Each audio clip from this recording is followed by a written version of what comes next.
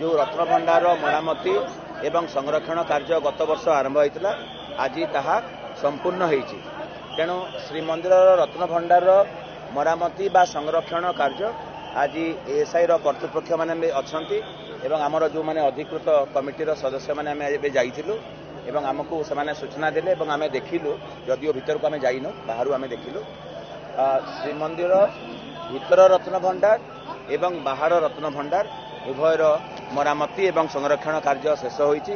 तेणु आम ए सामिल हो निजक गौरवान्वित मन कर कृतार्थ मन कर 14 जुलाई 2024 रे भीतर एवं बाहर रत्नभंडार खोल जाइथिला।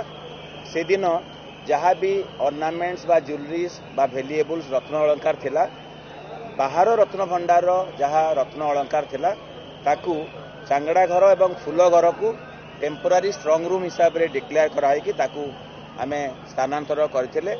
किंतु सेही दिन समय अभाव भीतर रत्नभंडार स्वर्ण अलंकार गुड़िक स्थानांतर हो पारि नथिला। तेणु सेही दिन बंद करागला।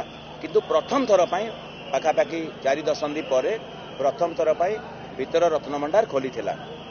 परवर्ती पर्यायर 18 जुलाई 2024 रे जेते भी स्वर्ण अलंकार अच्छी ज्वेलरीज बा वैल्यूएबल्स अच्छी भीतर रत्नभंडार ताकू खट सेज घर जोटा को टेम्पोरारी भीतर रत्नभंडार बा स्ट्रंग रूम हिसाब से सरकार घोषणा करथिले एवं मैनेजिंग कमिटी घोषणा करथिले ताकू स्थानांतरण करा जाइथिला।